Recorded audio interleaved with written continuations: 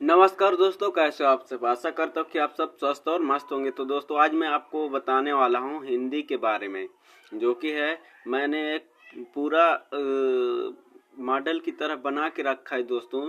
जितना भी आपको पढ़ना है हिंदी में, पूरे हिंदी के बारे में मोस्ट इम्पॉर्टेंट टॉपिक मैंने एक जगह करके रखा है दोस्तों। पीडीएफ बना के रखा है कि आप लोगों को आसानी हो। बस इतना अगर आप पढ़ लेते हैं तो दोस्तों आपको 100 में 95 या फिर 90 तो कंफर्म हो ही जाएंगे मित्रों। तो मैं क्लास 12 विज्ञान वर्ग के बारे में बता रहा हूँ। हिंदी की पूरी तैयारी, हाँ, यूपी बोर्ड क्लास 12 विज्ञान वर्ग 2026 का परीक्षा के लिए सामान्य हिंदी विषय के सबसे महत्वपूर्ण यानी कि most important, very most important topics निम्नलिखित है। यानी कि मैंने जो टॉपिक्स किए हैं वो बहुत सारे हैं। इन पर विशेष ध्यान देने से आपको अधिकतम अंक प्राप्त करने में मदद मिलेगी। तो दोस्तों आप इनको जरूर पढ़ लेना। 100% सबसे महत्वपूर्ण यानी कि वेरी मोस्ट इम्पॉर्टेंट टॉपिक्स, यह सेक्शन हाई स्कोरिंग और हर साल दोहराए जाने वाले प्रश्नों पर आधारित है मित्रों। तो पहले देख सकते हैं, जो कि है ये निश्चित आता है।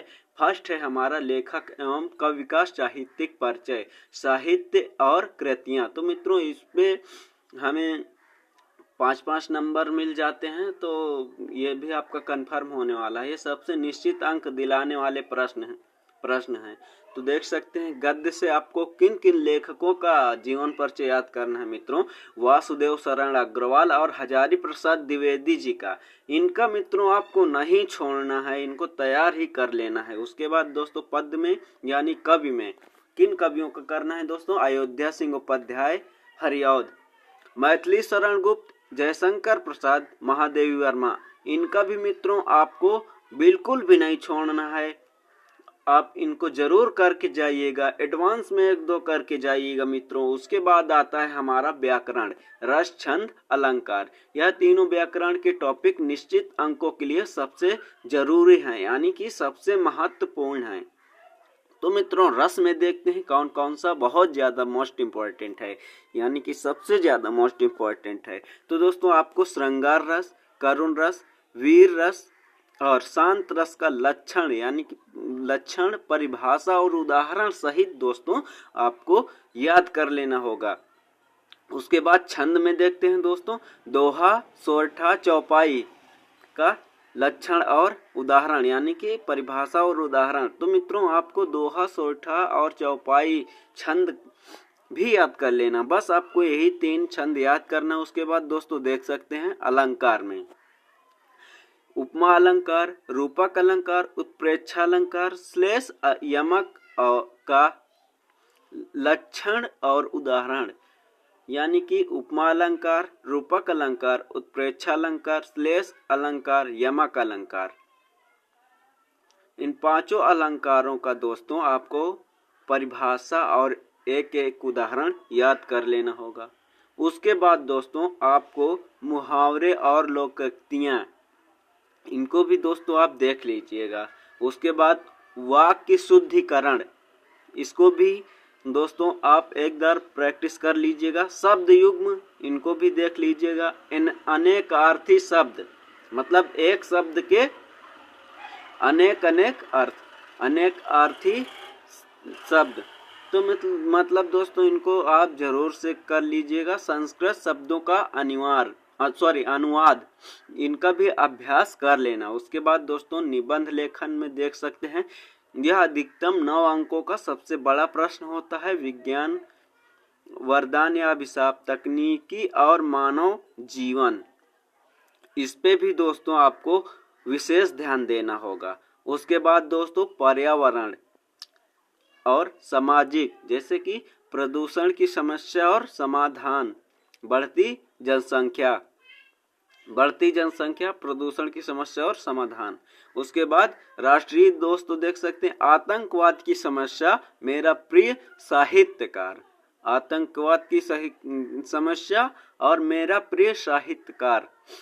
उसके बाद शिक्षा से रिलेटेड देख सकते हैं, राष्ट्रीय शिक्षा नीति या शिक्षा में इंटरनेट की भूमिका।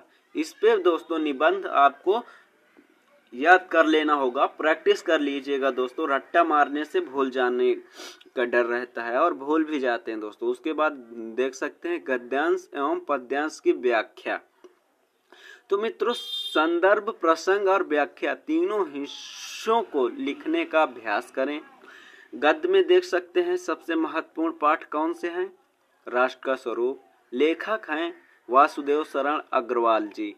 उसके बाद अशोक के फूल, लेखक हैं हजारी प्रसाद द्विवेदी जी। मतलब ये दो लेसन गद्य में सबसे ज्यादा महत्वपूर्ण हैं। इनके जो गद्यांश हैं इनको जरूर आप देख लीजिएगा, प्रैक्टिस कर लीजिएगा। उसके बाद दोस्तों पद में देखते हैं महत्वपूर्ण अंश। देखो पवन दूतिका किसके द्वारा रचित? हरि अवध जी के द्वारा। उसके बाद मित्रों श्रद्धा मनु किसके द्वारा रचित है? जयशंकर प्रसाद जी के द्वारा। उसके बाद गीत महादेवी वर्मा जी के द्वारा रचित है। तो मित्रों पद में आपको इन लेखकों का जो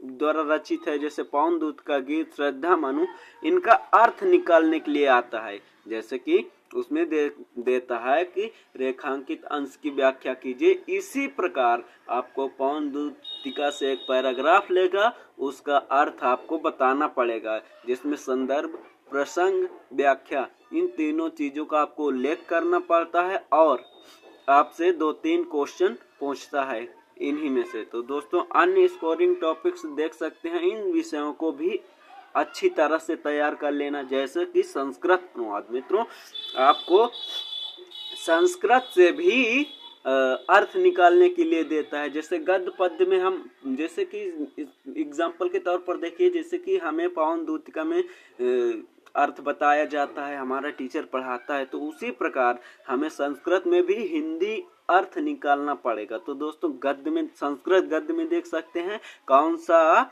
जो लेसन है, जो पाठ है, वो सबसे ज्यादा महत्वपूर्ण है। तो आत्मज्ञ एवं सर्वज्ञ यह पाठ सबसे ज्यादा महत्वपूर्ण है। उसके बाद महामना मालवी, मित्रों ये पाठ एक ही है दोस्तों, महामना मालवी।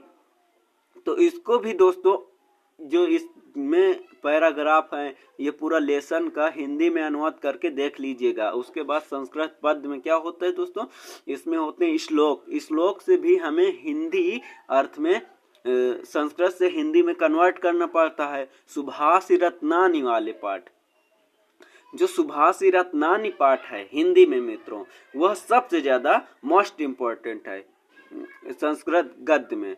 देख सकते हैं श्लोक का हिंदी अनुवाद। तो मित्रों आपको इनमें हिंदी अनुवाद करना होता है संस्कृत से, और वहाँ पे जैसे गद्य में देख सकते हैं राष्ट्र का स्वरूप है, अशोक के फूल हैं, इनका रेखांकित अंश की व्याख्या करना पड़ता है। और पद में जैसे पवन दूतिका है, श्रद्धा मनु है और गीत है, इन लेसन से हैं। तो दोस्तों ये सबसे ज्यादा महत्वपूर्ण लेसन हैं, इनमें से पैराग्राफ आएंगे, जरूर आएंगे, तो आपको इनका अर्थ निकालना पड़ेगा। जैसे पवन दूतिका में है, लेखक कहता है कि बहती हुई हवा से राधा जी कहती हैं, ये सब मतलब ऐसे ही अर्थ निकालना पड़ता है। तो ऐसे ही संस्कृत में भी अर्थ निकालना पड़ता है। उसके बाद दोस्तों देख सकते हैं कथा साहित्य, निर्धारित कहानी का सारांश और उसके मुख्य पात्र का चरित्र चित्रण, जैसे कि पंचलाइट या बहादुर कहानी। मित्रों आपको पंचलाइट कहानी और बहादुर कहानी के जो सारांश है उसे ध्यान पूर्वक से देख लेना होगा, याद कर लेना होगा। जैसे पंचलाइट कहानी के प्रमुख पात्र कौन है? गोधन, मुनरी, गुलरी काकी, कनेली। तो मित्रों आपको यह जरूर ध्यान देना। बहादुर में क्या है दोस्तों? बहादुर में एक लड़का है और एक नौकर है बेचारा। उसके बाद खंड काव्य में आपको देख लेना होगा अपने जिले के अनुसार निर्धारित खंड काव्य के मुख्य पात्र का चरित्र चित्रण और कथा वस्तु का सारांश। जैसे कि रस्म रथी है, फतेहपुर का है दोस्तों। ऐसे ही आपको अपने जिला के हिसाब से खंड काव्य के प्रमुख जो पात्र हैं उनका जो चरित्र चित्रण है आपको देख लेना होगा। जैसे रस्म रथी में है कर्ण, कुंती, अर्जुन, श्री कृष्ण। तो मित्रों आपको इनमें से जरूर पढ़ लेना होगा खंड काव्य में से। उसके बाद दोस्तों देख सकते हैं पत्र लेखन में हमारे परीक्षा में पूछा जाता है पत्र लेखन। तो पत्र लेखन में हमें किसके बारे में याद करना होगा? किसी बैंक में ऋण मतलब लोन हेतु आवेदन पत्र। किसी बैंक से जब हम लोन लेते हैं तो उसके लिए हमें पत्र देना पड़ता है। तो वो पत्र किसी अधिकारी को अपने क्षेत्र में व्याप्त समस्या, सफाई पेयजल के संबंध में शिकायत पत्र। जैसे कि हमारे मोहल्ले में कचरा बहुत है, उसकी सफाई करना है, पेयजल की समस्या है, तो इस समस्या में आपको प्रार्थना पत्र लिखना पड़ता है। उसके बाद दोस्तों आपको तैयारी की टिप यह है दोस्तों, मॉडल पेपर्स 2026 और पिछले वर्षों के प्रश्न पत्रों को हल करने से आपको परीक्षा पैटर्न और सबसे ज़्यादा दोहराए जाने वाले प्रश्नों का स्पष्ट अंदाजा मिल जाएगा। यानी दोस्तों जैसे कि 2025 में पेपर हुए थे अभी, और 2024 में हुए थे, 2023 में हुए थे, जो उनके जो पेपर्स होते हैं, जो बच्चे लेके आते हैं, अपना पेपर दे के आते हैं, नोटबुक दे के आते हैं, जो आपका लिखित हो जाता है उसको दे देते हैं। जो पेपर हमको मिलता है वो प्रश्न पत्र उसको ले आते हैं। तो अपने दोस्तों से ले लीजिएगा, वो पुराने प्रश्न पत्रों को आपको हल करना होगा, जिससे कि आपको बहुत ज़्यादा सहायता मिलेगी दोस्तों। तो ये रहे कुछ इम्पोर्टेंट टॉपिक, पूरे हिंदी के इम्पोर्टेंट टॉपिक जिनको आपको पढ़ना है तो पढ़ना है, इनको छोड़ के नहीं जाना। अगर आप 100 में 95 लाना चाहते हैं, 100 में 100 भी आ सकते हैं दोस्तों, अगर आप अच्छे से लिख के आएंगे तो दोस्तों आप देख सकते हैं। मैं दोस्तों आपको कमेंट सेक्शन में भी इसे प्रोवाइड कर दूंगा इसी वीडियो के। और दोस्तों मैं आपको डिस्क्रिप्शन में भी ये जो मेरा मॉडल मैंने बनाया है मोस्ट इम्पॉर्टेंट टॉपिक का, इनको नहीं भूलिएगा दोस्तों, वरना आप पछताएंगे। डिस्क्रिप्शन में भी दोस्तों आपको मैं इसे प्रोवाइड करने वाला हूँ। मेरे चैनल को सब्सक्राइब कर लेना मित्रों, ताकि जो है मैं इसका हल देने वाला हूँ वो आपको मिल सके मित्रों। तो आज के लिए बस इतना ही।